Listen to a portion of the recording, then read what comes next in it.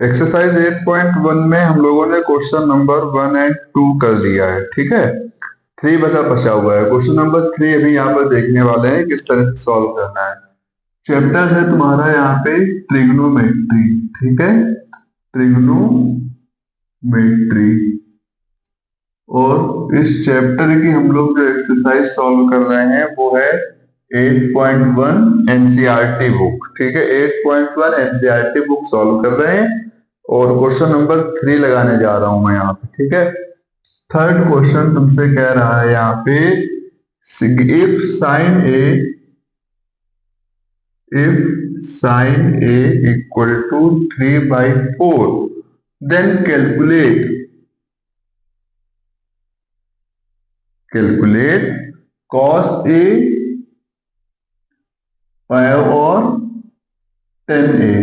ये दोनों वैल्यू निकालनी है, कॉस ए और टेन ए, ये दो वैल्यू निकालनी है। सबसे पहले हम लोग यहाँ पे एक राइट एंगल ट्राइंगल बना लेंगे। राइट एंगल ट्राइंगल जब तक आप नहीं बनाओगे क्वेश्चन सॉल्व इस तरह के नहीं हो पाएंगे, आपको पता है। इसमें हम लोगों ने यहाँ पर इस एंगल को बनाया बी, इसको बना दिया ए और इसको बना दिया सी। ए बी सी हो गया, जिसमें एंगल बी 90 डिग्री है। Angle B is 90 degree. Triangle जो है वो तुम्हारा है ए बी सी। तो हम लोग क्या करेंगे, यहाँ पे जो वैल्यू दी गई है साइन की वो लिख देंगे P P P upon H H B. Pandit Badri Prasad हर हर बोले। उसके बाद साइन को क्या बोलेंगे, परपेंडिकुलर अपॉन हाइपोटेनस। तो परपेंडिकुलर की वैल्यू बेटा तुम्हारी हो जाएगी 3 और हाइपोटेनस की वैल्यू हो जाएगी 4। हमको अभी बेस की वैल्यू नहीं पता है, साइड बी ए की। उसके लिए हम लोग क्या करेंगे, in triangle A B C use Pythagoras theorem. Pythagoras theorem लगा दो तो क्या हो जाएगा, उसके according A C square equal to A B square plus B C square. A C की वैल्यू यहाँ पे 4 है तो 4 स्क्वायर, ए बी नहीं पता है तो इसको ए बी ऐसे ही रखा रहने दो और बी सी यहाँ पे 3 स्क्वायर हो जाएगा। 16 equal to A B square plus 9 यहाँ पर आएगा, इस तरफ माइनस कर देंगे तो A B square equal to 16 minus 9 हो जाएगा,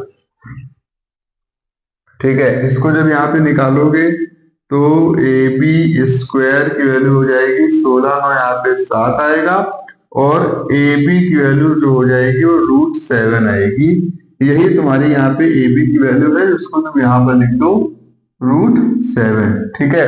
अब तुमको क्या करना है, cos ए और tan ए दोनों निकालना है। तो cos ए निकाल दो, यहाँ पे cos ए क्या हो जाएगा, बेस अपॉन हाइपोटेनस। तो बेस कितना हो जाएगा ए बी और हाइपोटेनस कितना हो जाएगा ए सी। ए बी की वैल्यू हो जाएगी √7 और ए सी की वैल्यू हो जाएगी 4। तो cos ए की वैल्यू हो जाएगी √7/4। इसके बाद tan ए निकालना है तो tan ए की वैल्यू हो जाएगी परपेंडिकुलर अपॉन बेस। तो परपेंडिकुलर आपके पास है बी सी और बेस आपके पास है ए बी, तो इसकी वैल्यू तुम्हारी आ जाएगी बी सी की 3/√7। ये तुम्हारी tan ए की वैल्यू हो जाएगी। और इस तरह से क्वेश्चन की जो दोनों रिक्वायरमेंट है उन दोनों के आंसर आ गए। अब इसके बाद अपना तुम क्वेश्चन आगे बढ़ाओ, इस वाले क्वेश्चन को यहीं पे कंप्लीट करते हैं, ठीक है। आगे आएंगे, इसका एक क्वेश्चन और देखना है। क्वेश्चन नंबर हम लोग देखेंगे, हम लोगों ने यहाँ पे क्वेश्चन 3 सॉल्व कर लिया है। क्वेश्चन 4 को और सॉल्व करेंगे। हर वीडियो में 1-2 क्वेश्चन आगे बढ़ते जाएंगे क्योंकि एक साथ पूरा सॉल्यूशन देने में थोड़ा सा आपको समझ में नहीं आएगा वो, ठीक है। इस क्वेश्चन को यहाँ पे आप जल्दी से देख लीजिए ताकि हम लोग एक क्वेश्चन और देख लें अच्छा सा, ठीक है। इसको यहाँ पे हटाता हूं मैं।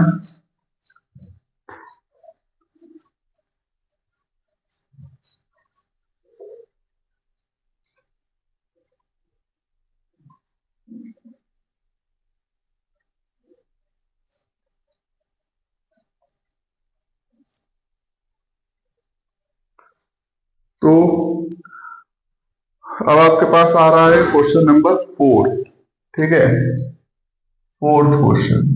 फोर्थ क्या कह रहा है, गिवन है, तुमको गिवन दिया है, given 15 cot A equal to 8,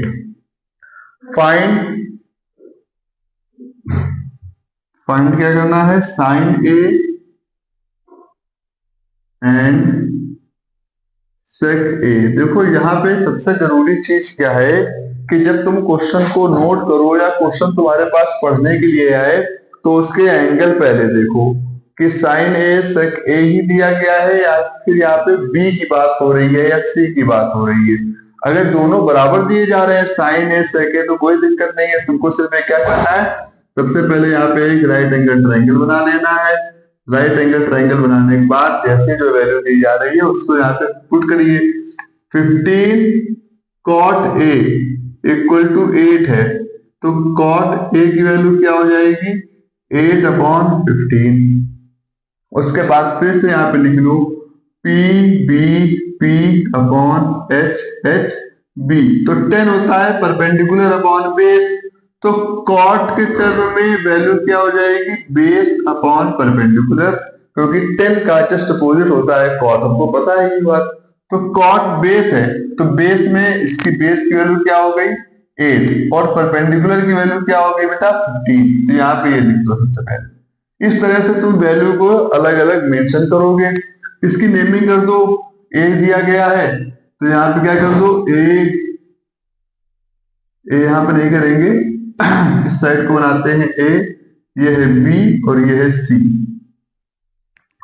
अब अगर तुमको कॉट की वैल्यू दी गई इस तरह से, देख ली तुमने, तुमको निकालनी कौन सी है, ये वाली साइड निकालनी है ए सी। ठीक है, तो फिर करोगे in triangle A B C use Pythagoras theorem. ठीक है, उसके अकॉर्डिंग क्या हो जाएगा, A C square equal to A B square plus B C square. A B की वैल्यू कितनी आ रही है 8 स्क्वायर, बी सी की वैल्यू कितनी आ रही है 15 स्क्वायर। 8 का स्क्वायर 64 हो गया, 15 का स्क्वायर 225 हो गया। ये पूरा ए सी स्क्वायर कॉमन में चल रहा है तो ए सी स्क्वायर इक्वल टू हो जाएगा 5 4 9 6 2 8 और 2। तो ए सी की वैल्यू तुम्हारी हो जाएगी 17, क्योंकि 17 का स्क्वायर ही होता है 289।